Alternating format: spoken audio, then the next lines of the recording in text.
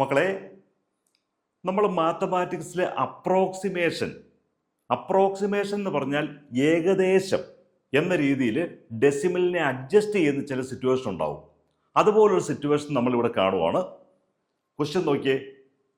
What is the perimeter of a right triangle of perpendicular sides 1 metre each? അതായത് തന്നിരിക്കുന്ന ചിത്രം നോക്കുക. ഈ ത്രികോണത്തിന്റെ ചുറ്റളവ് എത്രയാണ്? നമുക്കവർ ട്രയാങ്കിൾ തന്നിട്ടുണ്ട്. ആ ട്രയാങ്കിളിൽ നമുക്ക് ABC എന്ന് പറയുന്ന ഒരു ട്രയാങ്കിൾ, ആ ട്രയാങ്കിളിൻ്റെ 3 സൈഡുകളും നമുക്ക് തന്നു. Perpendicular sides 1 metre 1 metre. ഈ 2 സൈഡ് തന്നിരിക്കുന്നത്. കാരണം ക്വസ്റ്റ്യനിൽ അവർ പറഞ്ഞിരിക്കുന്നത് ദ പെർപെൻഡിക്കുലർ സൈഡ്സ് 1 മീറ്റർ എന്നാണ് പറഞ്ഞിരിക്കുന്നത്. അപ്പം നമുക്ക് തന്നിരിക്കുന്നത് ഈ പെർപെൻഡിക്കുലർ സൈഡ്സ് AB-യും BC-യും രണ്ടും നമുക്ക് 1 മീറ്റർ 1 മീറ്റർ എന്ന് നമുക്ക് തന്നിട്ടുണ്ട്. നമുക്കറിയാം, പൈതഗോറസ് തിയറം വെച്ച് AC² നമുക്ക് കാണാം. AC² = 1² + 1² = 2 എന്ന് വരും. അതായത് AB² + BC². അപ്പോൾ 1² + 1² = 2 എന്ന് വരും. അതുകൊണ്ട് AC എന്ന് പറയുന്നത് √2. അപ്പോൾ നമുക്ക് 2 പെർപെൻഡിക്കുലർ സൈഡ്സ് കിട്ടിയാൽ മൂന്നാമത്തെ സൈഡ് നമുക്ക് കാണാൻ പറ്റും. ഇനി നമ്മളോട് പെരിമീറ്റർ ആണ് ചോദിച്ചത്, ഈ റൈറ്റ് ട്രയാങ്കിളിന്റെ പെരിമീറ്റർ. അപ്പം നമുക്കറിയാം, perimeter means AB + BC + AC. ഇത് ടോട്ടൽ എടുക്കുമ്പോൾ പെരിമീറ്റർ = 1 + 1 + √2. അതായത് 2 + √2 എന്ന് വരും. 1 + 1 + √2, 2 + √2. ഇനി നമുക്ക് √2ന്റെ വാല്യൂ നമ്മൾ നേരത്തെ കണ്ടതാണ്, 1.414. നമ്മൾ സാധാരണ അങ്ങനെ എടുക്കും. ഇനി അത് എക്സ്ട്രാ പോവുകയാണെങ്കിൽ 1.41421 ഇങ്ങനെയും നമ്മൾ പറയും. 414 കഴിഞ്ഞിട്ട് പിന്നെയും 21, പിന്നെയും എക്സെട്രാ ഉണ്ട്. 1.41421 എക്സെട്രാ. ഇങ്ങനൊരു സിറ്റുവേഷൻ വരുമ്പോൾ നമുക്കിത് അപ്രോക്സിമേറ്റ് ചെയ്യാൻ പറ്റും. ആദ്യമേ നമ്മളിത് ആഡ് ചെയ്യുക. 2 + 1.41421 നമ്മൾ ആഡ് ചെയ്യുമ്പം 2 + 1 3 വരും. അപ്പോൾ 3.41421. ഈ ഒരു സിറ്റുവേഷൻ വന്നാൽ നമുക്ക് 2 രീതിയിൽ അപ്രോക്സിമേഷൻ എടുക്കാം. അപ്രോക്സിമേഷൻ എന്ന് പറഞ്ഞാൽ ഇതിനോടടുത്ത ഒരു റൗണ്ട് ഫിഗർ.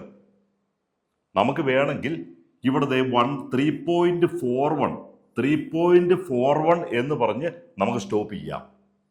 ഇനി അതല്ല എങ്കിൽ 3.414 ഇത്രയും പറഞ്ഞ് നമുക്ക് സ്റ്റോപ്പ് ചെയ്യാം. അതിന് കാരണം എന്താന്ന് വെച്ചാൽ, നമുക്ക് ഈ ഡെസിമലിന് ശേഷം വരുന്ന നമ്പേഴ്സിന്റെ മൂല്യം വളരെ വളരെ കുറവാണ്. അതിനൊരു എക്സാമ്പിൾ പറഞ്ഞു തരാം. 0.1 എന്ന് പറഞ്ഞാൽ അത് 1/10 എന്നാണ് അതിൻ്റെ അർത്ഥം. 0.1 എന്ന് പറഞ്ഞാൽ 1/10. നമുക്ക് 10 ആപ്പിൾ മുറിച്ചിട്ട് അതിലൊരു ഭാഗം കിട്ടിയ എന്തോരം ഉണ്ട്, അതാണ് അതിൻ്റെ മീനിങ്. ഇനി വേറൊരു പോയിന്റ് പറയാം. 0.01 എന്ന് പറഞ്ഞാൽ 1/100. ഇവിടെ 2 ഡെസിമലുണ്ട്. 1/100 എന്നാണ് അതിൻ്റെ മീനിങ്. അതായത് ഒരു ആപ്പിൾ 100 മുറിച്ചിട്ട്, ഇവിടെ നമുക്ക് 10 ആപ്പിളല്ല, ഒരാപ്പിൾ 10 മുറിച്ചിട്ട് ഒരു ഭാഗം. ഈ 0.01 ആണെങ്കിൽ ഒരാപ്പിൾ 1/100 എന്ന് അതിനെ പറയുന്നേ. അതായത് ഒരാപ്പിളിനെ 100 മുറിച്ചിട്ട് അതിലൊരു ഭാഗം. അപ്പോൾ വളരെ ചെറുതാണ്.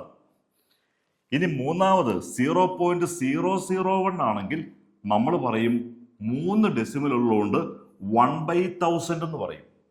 അതിൻ്റെ അർത്ഥം ഒരാപ്പിളിനെ 1000 മുറിച്ചിട്ട് അതിലൊരു ഭാഗം. അപ്പോൾ വളരെ വളരെ വളരെ തീരെ ചെറുത്. അങ്ങനെ വരുന്നതുകൊണ്ട് ഈ ഡെസിമലിന്റെ പോർഷൻ മുന്നോട്ട് പോകുന്തോറും ഇതിന്റെ വാല്യൂ വളരെയധികം കുറയും. അപ്പൊ അങ്ങനെ വരുമ്പം ഈ 1.41 കഴിഞ്ഞിട്ട് പിന്നീട് വരുന്ന ഈ മൂന്നാമത്തെ പൊസിഷൻ, ഈ 4 എന്ന് പറയുന്നത് 1000-ൽ 4 അത്രയും പോർഷനേ ഉള്ളൂ. അപ്പൊ വേണമെങ്കിൽ നമുക്കത് ഒഴിവാക്കാം. അതുകൊണ്ടാണ് 3.41 എന്ന് അപ്രോക്സിമേറ്റ് ചെയ്യുന്നത്.